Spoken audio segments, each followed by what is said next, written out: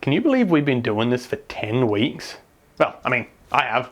This might be your first week, in which case, welcome! Hogwarts Legacy has a release date. The game will be dropping on February 10th, or likely February the 11th for my fellow Australians. Don't hate me, hate the time zones. Meaning nerds like myself will finally be able to re-enter the school for witchcraft and war crimes. What?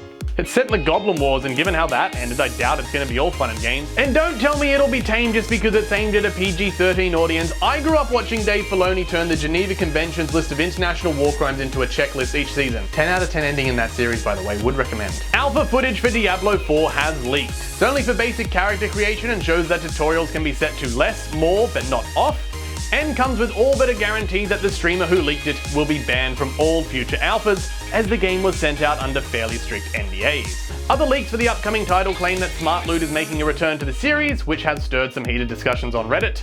Smart Loot was introduced in Diablo 3, the game's predecessor, which basically means you're more likely to find loot appropriate for the class and level character that you're playing as. Great for picking up gear in the current style you might need, less so if you're looking for gear to branch out into new styles. If you've any thoughts or experience with the feature, I'd actually love to read about them down in the comments, as the closest I've got is the Smart Drop features in Elder Scrolls Online, which really are only for people trying to collect a copy of every single piece of every single armor set in the game, which may or may not be me.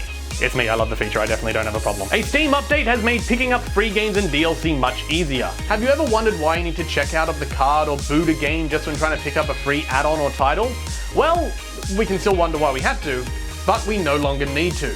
Steam has added a simple add to library button on free downloads, be they game or DLC, to make this process incalculably easier. Incalculably?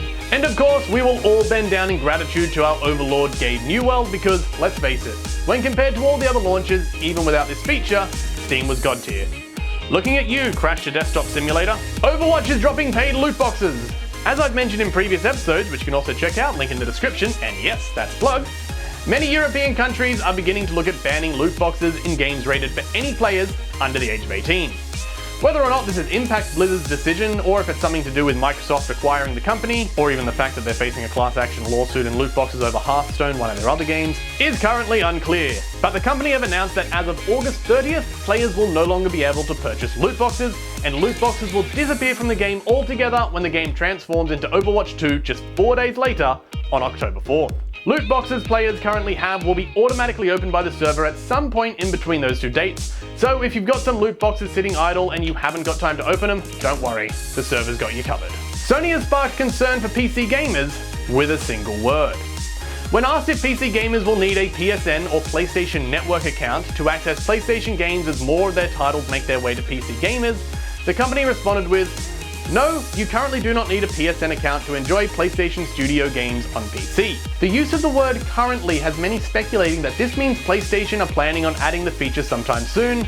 Of course, it could be anything from careless word choice to just planning for a future of just in case. If the change ever does end up being implemented though, you'll be able to hear about it in a future episode of this show. Just like every week, you'll be able to hear about what free games you can pick up. Steam is back to giving away nothing, just like this boy. Epic Games are giving away Cook, Serve, Delicious 3, and Prime members' free games list remains unchanged and probably will for the rest of the month. I may have forgot to film an outro this week, but that doesn't mean there isn't plenty more to come. Short news updates will continue to be posted here and on my other social media channels linked in the description throughout the week, so be sure to subscribe so you don't miss any. And if you're looking for more gaming related content, I play playthroughs, reviews and challenges throughout this channel, so be sure to check it out in the meantime.